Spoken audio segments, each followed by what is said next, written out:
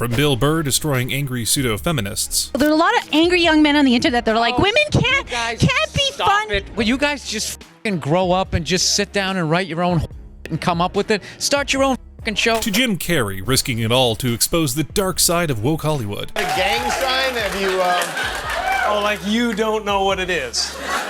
You don't know what that is. I have no idea. You don't know. Jimmy Fallon doesn't know. David Letterman doesn't know. Here are 7 times comedians left no stone unturned in shutting down woke hosts and tearing into the sheer hypocrisy of being too freaking politically correct all the time. Can women be funny?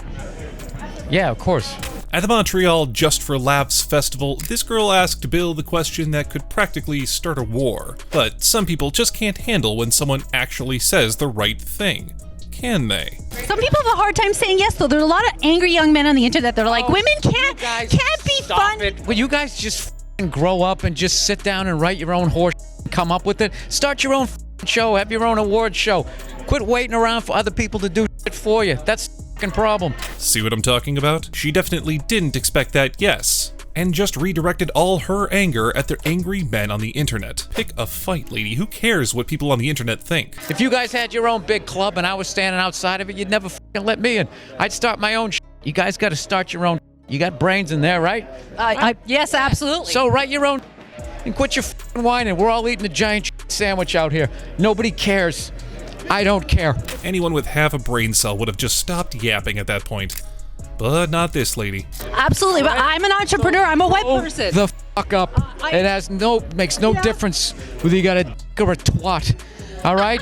Just do what the fuck you want to do, and hopefully people respond to it. But this fucking horse quotas and all of this crap become undeniable.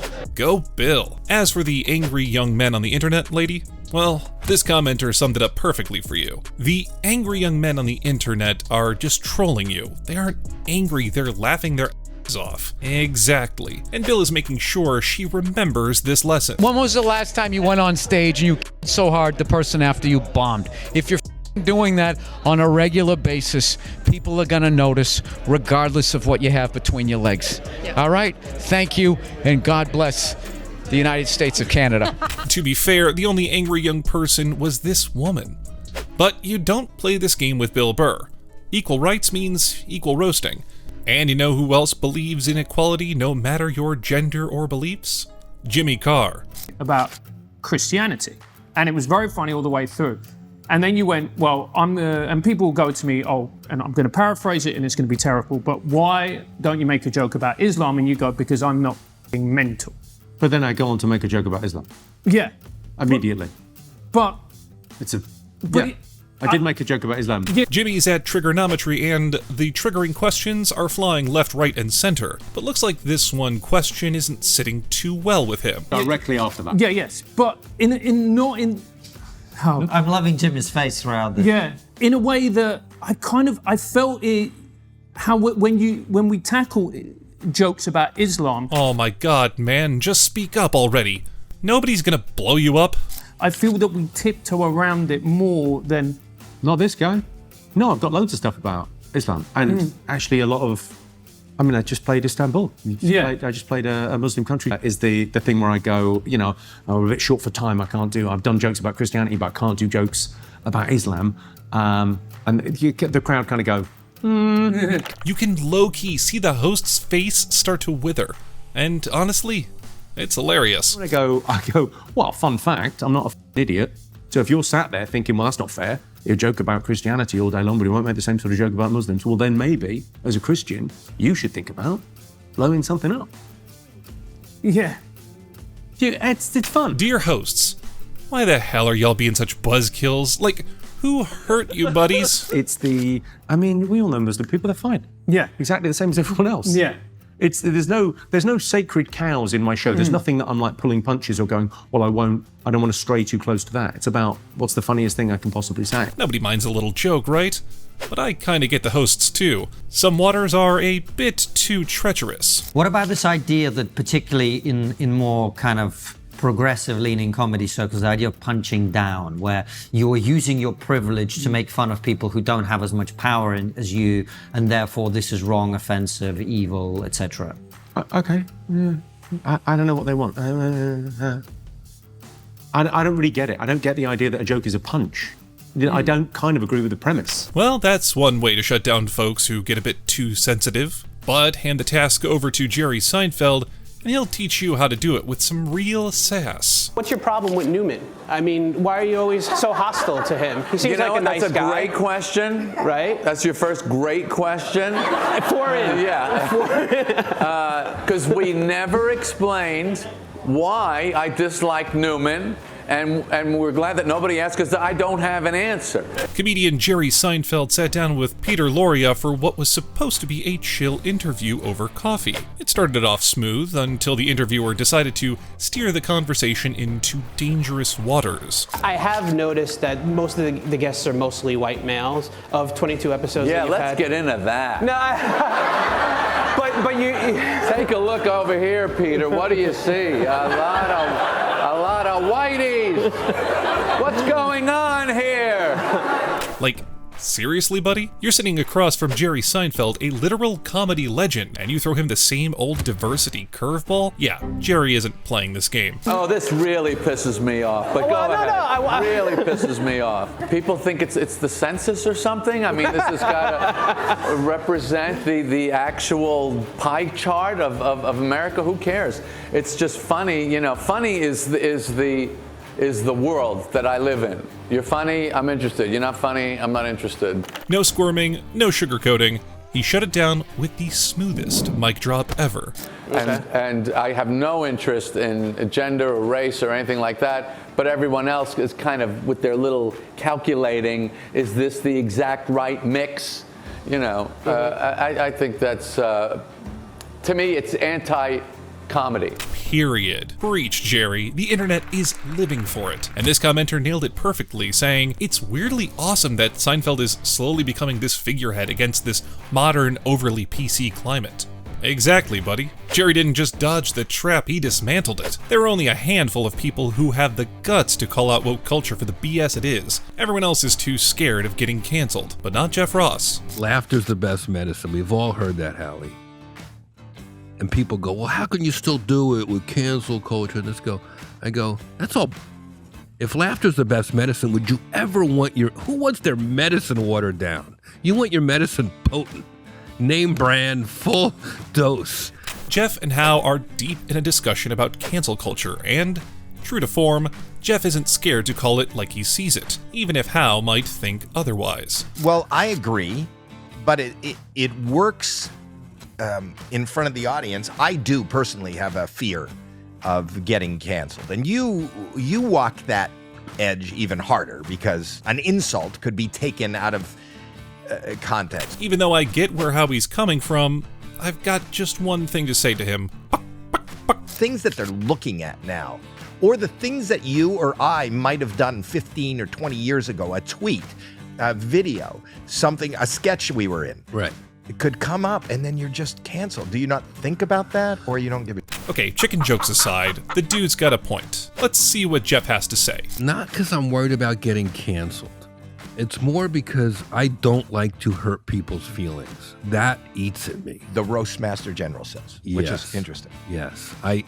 When I hurt someone's feelings, in a rare occasion that it gets back to me, it eats at me, and that's what keeps me up, because I really do try to find the line. Imagine a world so cancel happy you can't even flirt without risking your career. Jeff's fearless with jokes, but dating? That's his real nightmare. But even as a single guy, dating, you can't ask anyone out. That's over. What do you mean? Women have to make the first move. They have to. Guys I can't. I don't know how to do it anymore.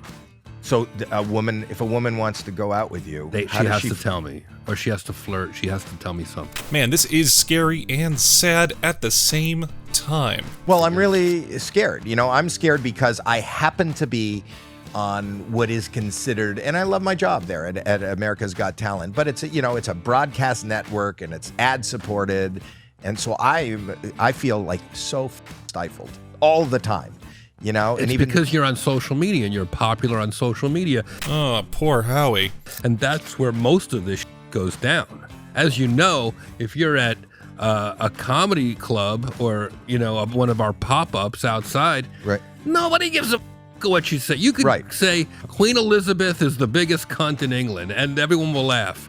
If you say that on social media, you're going to get fired. It's not a good room. You know what's also not a good room to be in? Any room with Krishnan Guru Murthy in it. I mean, dude can easily get under anyone's skin, but this time, he messed with the wrong person, Richard Ayoade. So if you were asking yourself a question now, what would it be?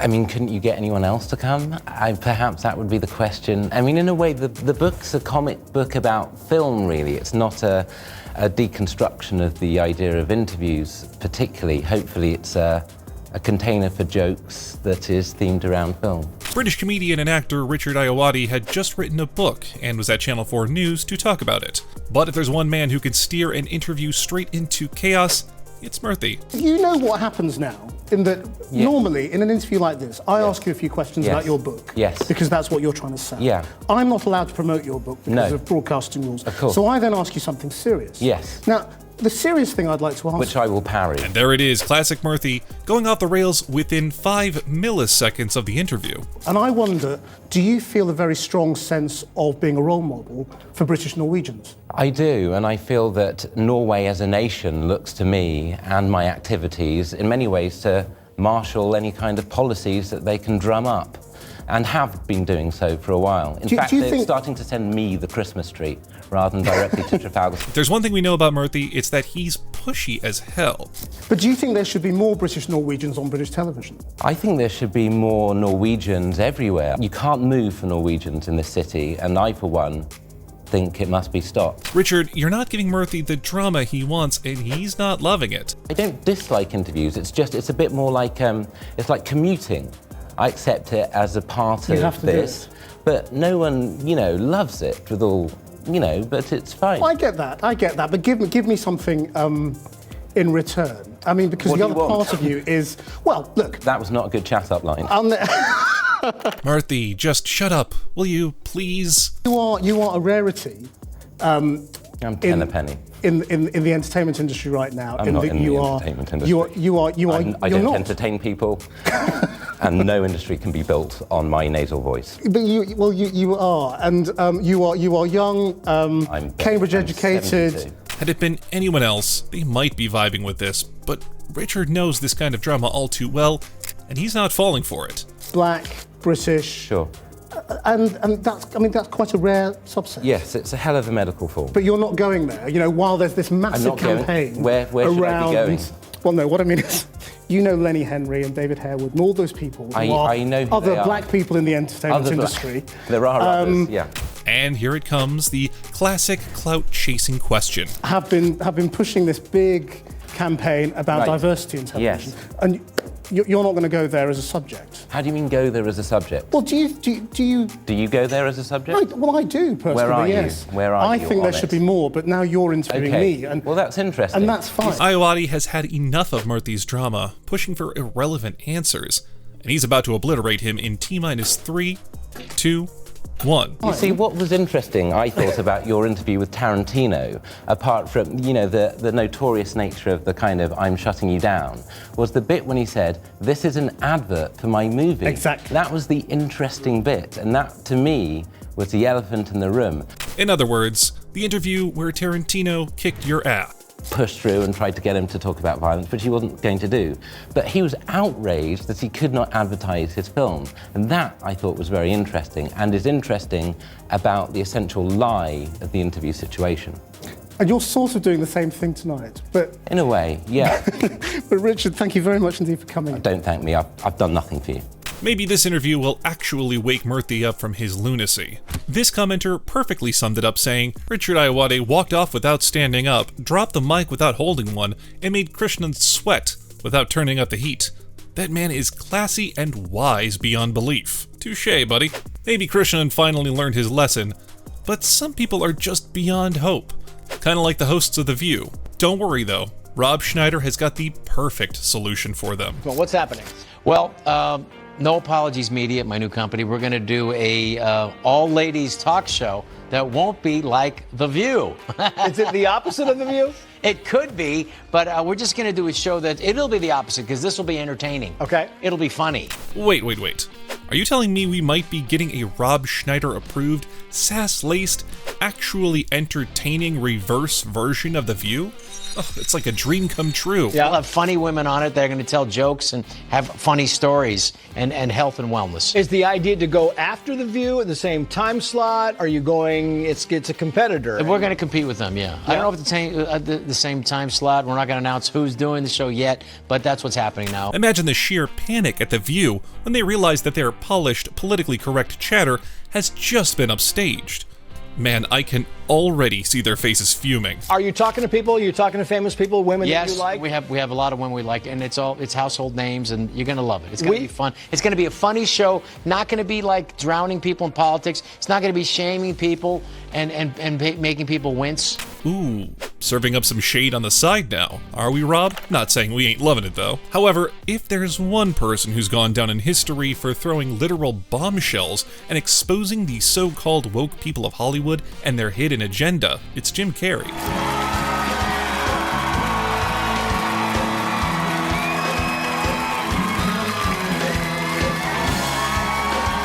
Jim had just rolled up to the Jimmy Kimmel Live show, and from the moment he stepped on stage, he was flashing the Illuminati symbol. Little did anyone know, this show was about to get wild. Is that a gang sign? Have you, Oh, like you don't know what it is. You don't know what that is. I have no idea. Well, you don't know. Jimmy Fallon doesn't know. David Letterman doesn't know. Well, we don't know. All the comics and show business don't know what this is. They might not, but we do. It's the people who must not be named, the Illuminati. Time is up. People are hip to this kind of stuff. I'm here tonight to blow the lid off it, to be the whistleblower. I'm sick and tired of the secrets and the lies. It is the secret symbol of the Illuminati, and you're a part of it, and it is the all-mocking tongue. While some people thought Jim was just in character, cracking jokes as usual, others believed he was dropping truth bombs. After all, he's always had a knack for sneaking serious messages. And I'm sick of it. I want everybody to be in on the joke, man. You know what I mean? For years now, talk show hosts, people on television, people in sitcoms have been hired by the government to throw you off the track, to distract you, to make you laugh and stuff like that, make you happy and docile so you don't know what's really going on. Doesn't sound like a joke to me. It is the truth. And they get out there in the woods in a circle naked and they decide these things and, you know, and you know, look at him trying to come it up. It's hilarious, hilarious. Things Jim was saying were getting real dark, but what happened next? Man, it sends shivers down my spine to this day. And I'm sick of, hold on a second. You know what they're trying to do? Who? This thing is buzzing, hold on. They're trying to turn us into, consumer drones of some sort. Hold on, I just gotta get this. And Yeah, listen, I'm in the middle of blowing the lid off some... Rumor has it that this was no joke either, and it was an actual threat call. What happened? I'm sorry, Jimmy. I was temporarily interrupted by my iPhone 6 Plus. You could see Jimmy's face go pale right after, like he suddenly realized he'd just crossed a line that wasn't meant to be crossed. And this commenter agrees. Aurora says, Jimmy doesn't look amused.